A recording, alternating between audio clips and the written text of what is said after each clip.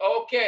Aujourd'hui, nous allons travailler, finir rapidement avec notre deuxième partie. Il nous reste, je pense que je dois avoir au moins 30 minutes pour la présentation et 15 minutes pour les questions et réponses.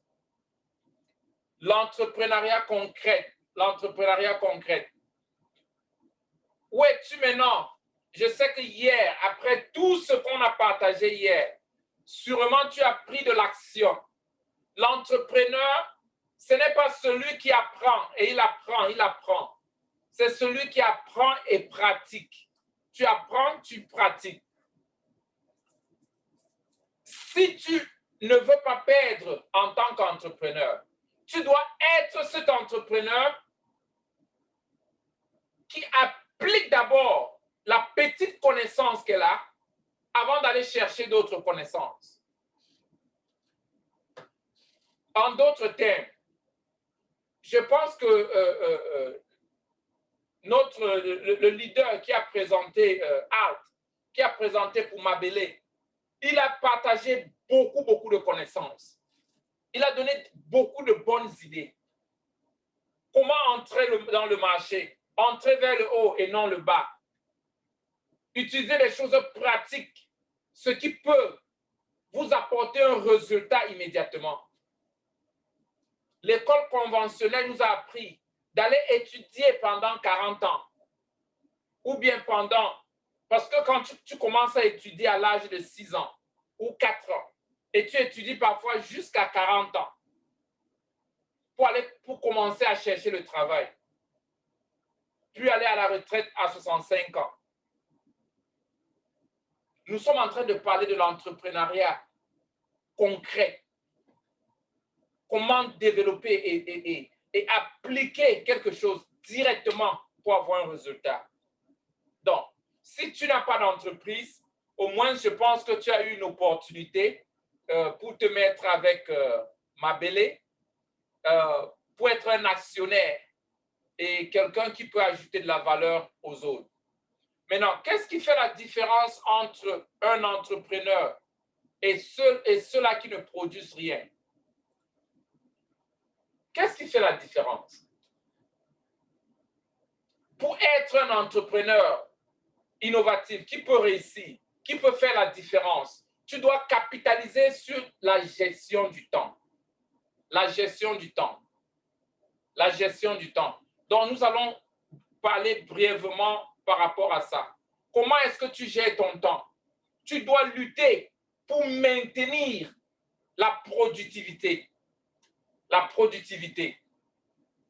Ton temps doit te donner quelque chose plus grand que de juste vendre cela en gros à un entrepreneur, à un boss. Nous avons parlé de ça hier. Donc, pour maximiser en tant qu'entrepreneur, tu dois développer les systèmes pour résoudre des problèmes, mais capacité pour ne pas perdre le temps. Par exemple, aujourd'hui, beaucoup de gens passent plus de la moitié de leur journée sur Facebook. Je ne dis pas que Facebook est mauvais. Mais ton temps sur Facebook, tu peux utiliser pour faire de l'argent aussi. Nous sommes en train de parler de la productivité. Certains passent leur temps à regarder des films. Tu peux regarder des films, pas seulement pour regarder, mais créer quelque chose à partir de ce que tu vois. Peut-être tu aimes le football. Quand tu regardes un match de football, quelle est cette chose que tu vois qui se répète tout le temps? En tant qu'entrepreneur, quelle est la cible? Qu'est-ce que tu vois? Est-ce qu'après un match de football, tu regardes au stade, tu vois plus de peut-être 50 000 personnes habillées en maillot jaune? Est-ce que tu as déjà contacté une société en Chine pour voir combien ça coûte ce maillot jaune? Le prix de gros de ce maillot jaune. Est-ce que quand tu finis de regarder un film, tu te demandes combien de personnes sont en train de voir ce film? Comment je peux capitaliser dans cette scène? Parce que seuls ceux qui ne produisent pas payent le prix de la production. C'est pourquoi hier, je suis venu avec l'aspect de qu'est-ce que tu consommes et qu'est-ce que tu produis. Un peu comme dans Mabele Corporation, tu peux participer dans quelque chose et apporter aussi de la valeur, même si ce n'est pas dans ton secteur. Même si ce n'est pas dans ton secteur. Nous sommes en train de travailler sur le mindset, de développer le mindset pour voir l'opportunité, même dans le plaisir, même dans le loisir, même dans la récréation. Dernièrement, quand j'allais en Guinée, j'ai rencontré un monsieur à Paris. Il faisait des achats. Il a acheté les boîtes de parfum. Près de 45 boîtes de parfum. Je lui ai dit, mais attends, tu fais quoi avec 47 boîtes de parfum? Il m'a dit, mais attends, tiens. J'achète deux parfums pour mes cousins, mais les amis de mes cousins, naturellement, aiment les parfums qui viennent de la France. Comme c'est en sel, avec 70% de discount, j'aurai ce 70%. Dès que je paye 30%, ça veut dire si le parfum à 100 $, 100 €, je paye 30 €, mais dès que j'arrive en Afrique, je pourrai revendre juste au prix du parfum et gagner 70%. Parce que le parfum dit bien 100 € et c'est du bon parfum. Il a dit, c'est comme ça que je paye mon billet d'avion, c'est comme ça que je paye mon hôtel dans la ville, c'est comme ça que je fais de l'argent dont j'ai besoin pour passer mon séjour.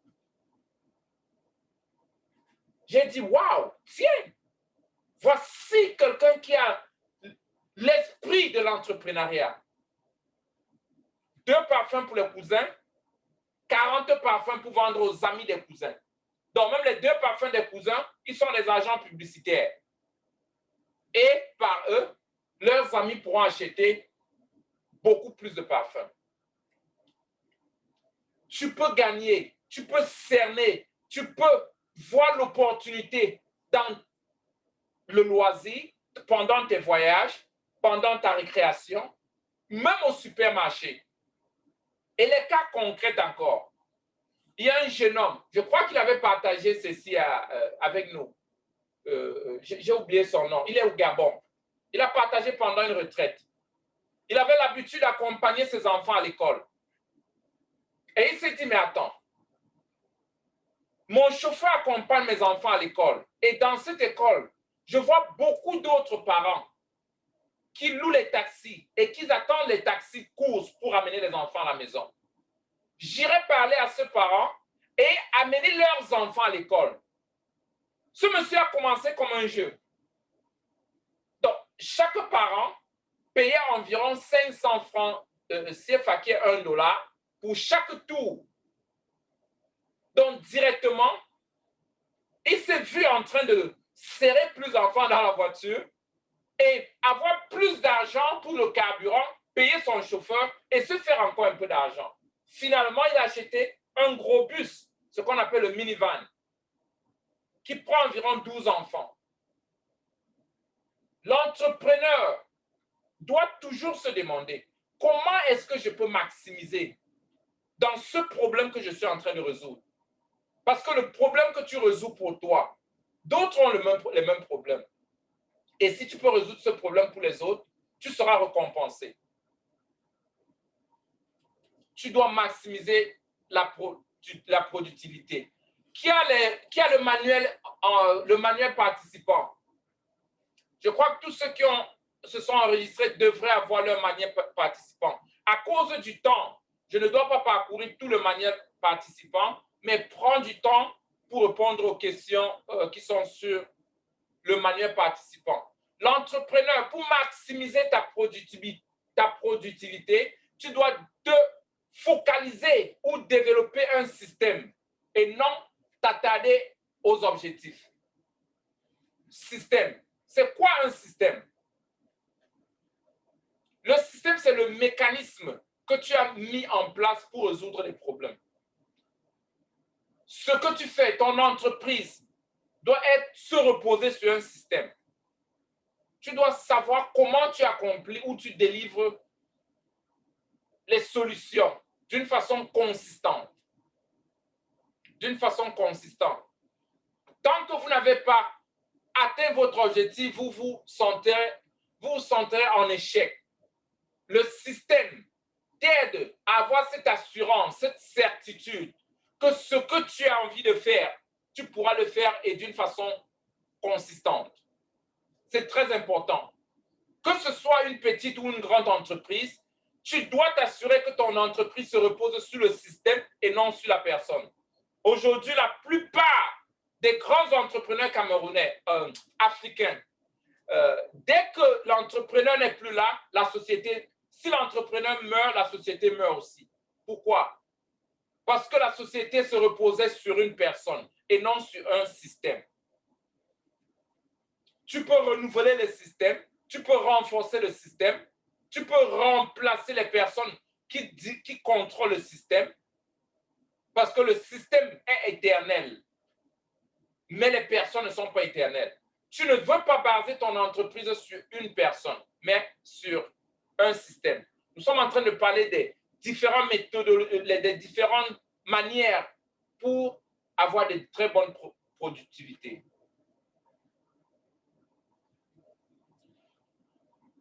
De très bonnes productivités. Maintenant, en tant qu'entrepreneur ou ce qu'on appelle le start-up, une des grandes choses et puis l'un des plus grands problèmes que les entrepreneurs ont, ou bien ceux qui viennent de commencer, c'est qu'ils se concentrent beaucoup plus sur la démarche. Ils se concentrent beaucoup plus sur la démarche, sur le processus. Écoute, le sang, le cœur de chaque entreprise, c'est la vente. Si tu n'as pas de revenus, tu vas fermer. J'ai vu beaucoup d'entrepreneurs prendre 2, 3, 4 ans pour développer les mécanismes. J'étais très content que Art a dit, il faut entrer par le dessus. Commencer d'une façon, commencer à un niveau où vous aurez un résultat, que vous allez commencer à avoir du résultat pour avoir la capacité de descendre graduellement en pivotant si c'est nécessaire. Beaucoup perdent parce qu'ils commencent et travaillent pendant longtemps sans avoir de revenus, sans avoir la capacité de maintenir les charges de l'entreprise. Tu dois commencer avec des charges tellement légères. Commencer avec le moindre charge possible.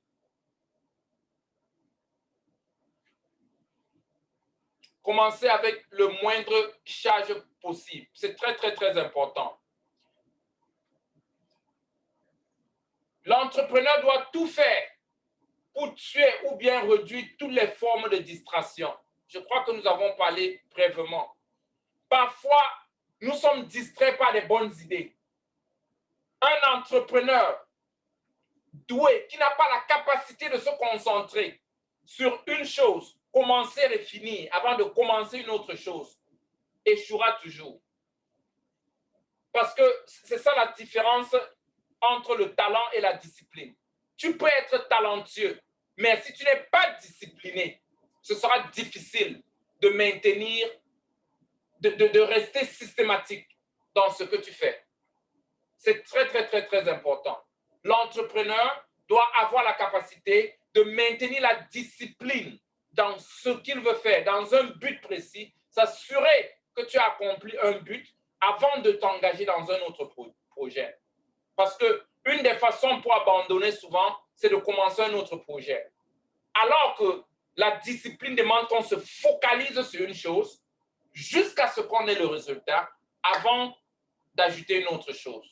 Donc, en tant que start-up, en tant que jeune entrepreneur, développe quelque chose par un produit. D'abord, un produit, tu développes un produit avant d'ajouter graduellement d'autres produits. Donc, évitez de commencer avec plusieurs choses à la fois. Même si tu peux le faire, c'est conseillé de commencer avec un produit et aller systématiquement. Et une autre chose, nous devons tout faire pour faire ce qu'on appelle tuer nos dragons. Là, nous avons l'habitude de dire qu'il faut se focaliser sur ce qui est difficile et résoudre ce qui est difficile avant de faire ce qui est facile. En entrepreneuriat, ça doit être le contraire. Si tu as la capacité de bien vendre le sel, concentre-toi d'abord sur le sel avant d'aller vendre la friperie. Fais capitaliste, mets tout ton temps sur ce que tu maîtrises vraiment. Ne commence pas par ce qui est difficile. Commence par ce que tu maîtrises d'abord. Parce que c'est ça qui te donnera l'énergie pour tacler d'autres terrains un peu plus difficiles. Ne cherche pas à aller te former. Peut-être si tu ne cherche pas à aller te développer dans un domaine dont tu ne maîtrises pas. Si tu es une coiffeuse, commence par la coiffure et tu pourras ajouter la parfumerie. Ne laisse pas la coiffure pour aller commencer par la parfumerie. C'est juste un exemple. Commence d'abord par ce sur quoi tu as la distinction. Et progressivement, tu pourras ajouter un autre produit ou bien d'autres lignes de business.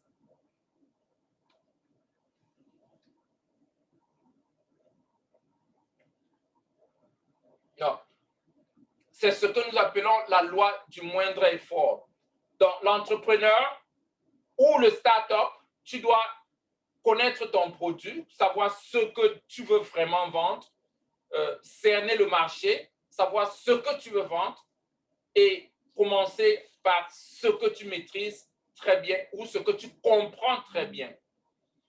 La plupart du temps, beaucoup d'entrepreneurs aussi échouent parce qu'ils aiment se mettre dans ce que tout le monde parle de ça, ou bien ce qui apparaît bien. Non, non, non, non, non. Investis-toi d'abord dans ce que tu comprends le mieux, ce que tu connais le mieux. N'entre pas dans le business, dans les affaires pour vendre de l'or, alors que tu ne peux pas faire la différence entre l'or et le peut-être l'or et le peut-être le cristal et l'or. Concentre-toi dans ce que tu connais, tu maîtrises d'abord et commence par là. Très important. Je crois hier, j'ai parlé brièvement de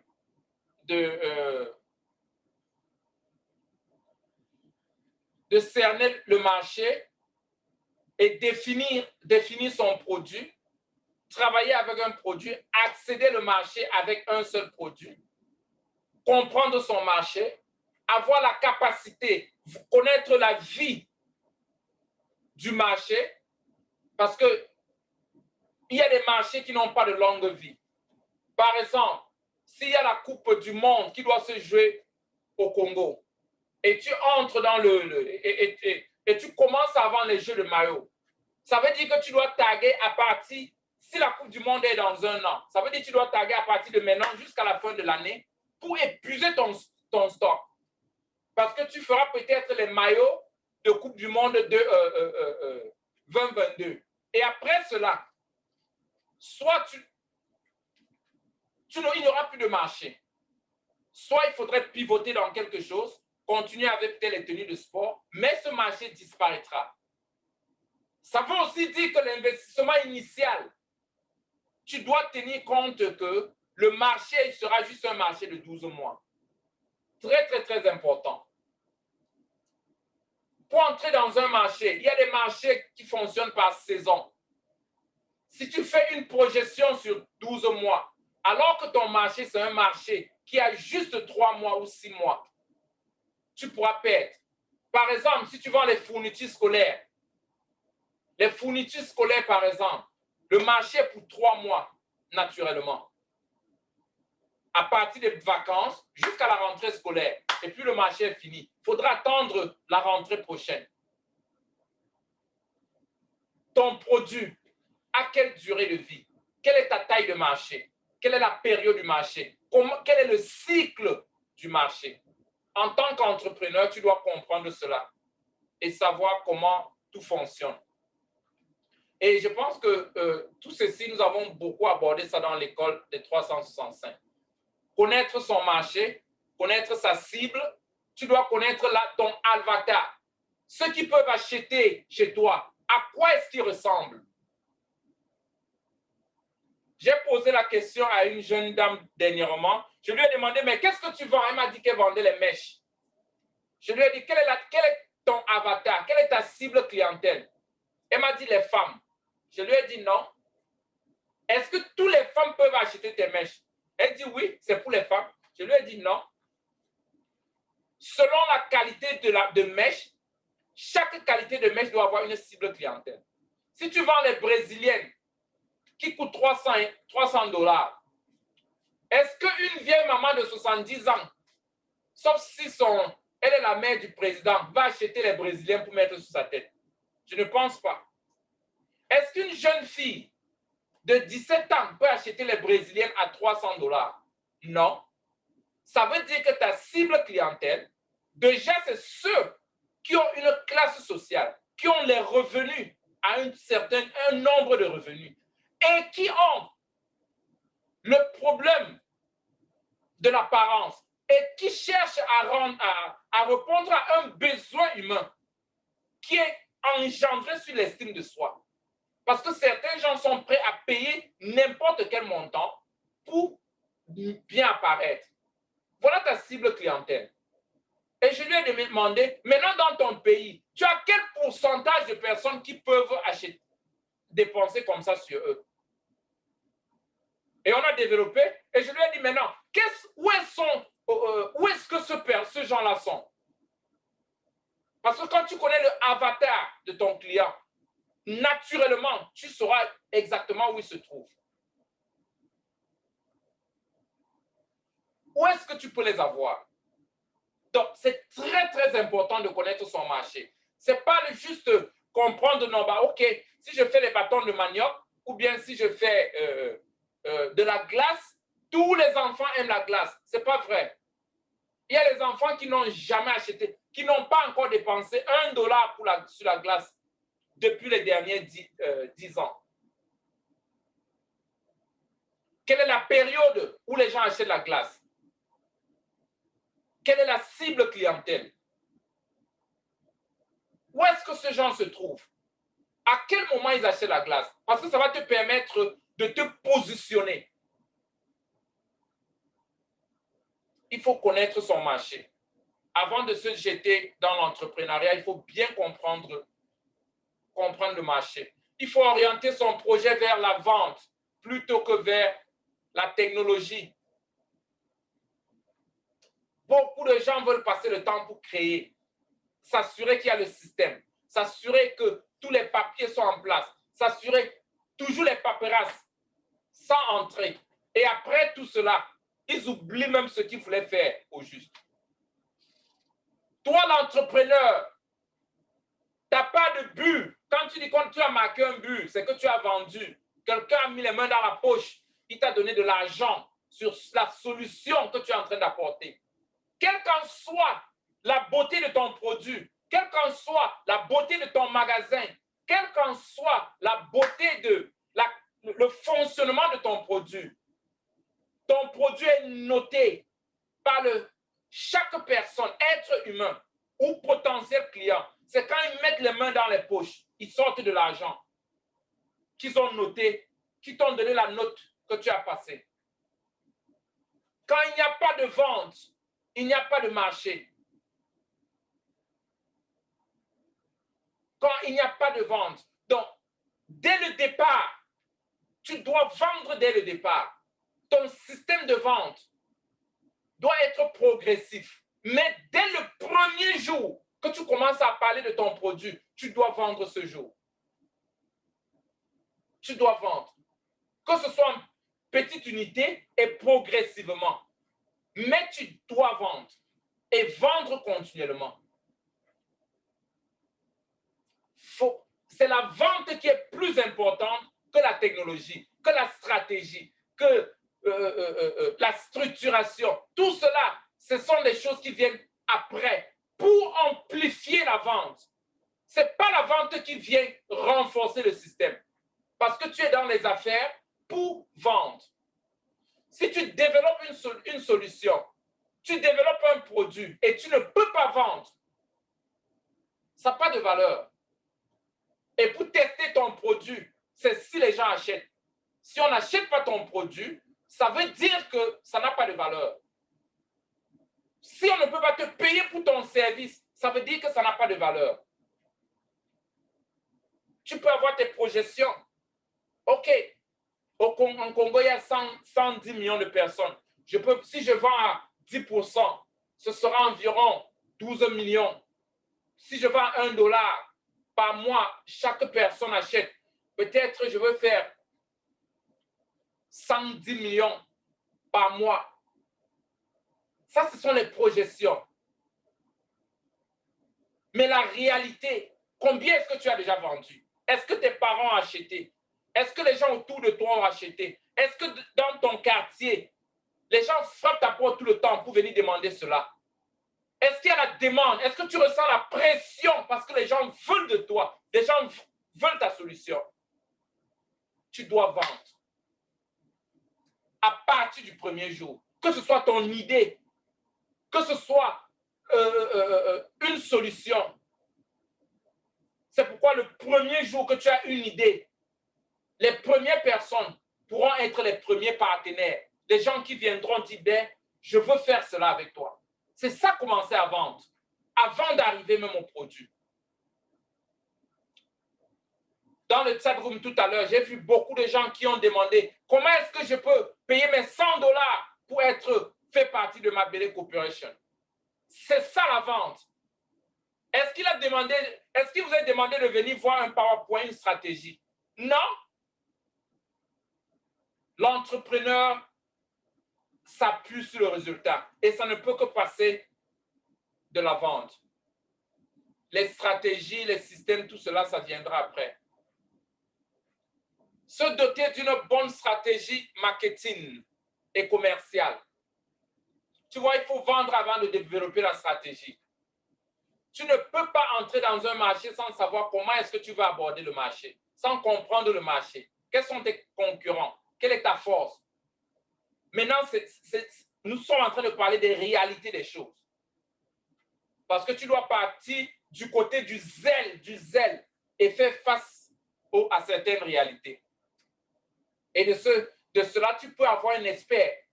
Nous avons beaucoup de gens qui ont des cabinets de consultants dans Alit. Bertrand Tsakouté de la Côte d'Ivoire, par exemple, il a un cabinet. Coach Mani, il a un cabinet. Johnsley, je crois, il a un cabinet. Je ne sais pas. Sûrement, nous avons beaucoup d'autres consultants. Ceux qui ont des cabinets qui peuvent vous aider à comprendre le marché avant que tu n'entres dans le marché. Et d'une façon vraiment réelle. OK. Donc, tu dois te référer sur le manuel enseignant et le manuel participant. J'ai plein de questions que j'ai posées là-bas qui vont t'aider à vraiment te poser la bonne question et prendre aussi des actions directes pour avoir un bon résultat.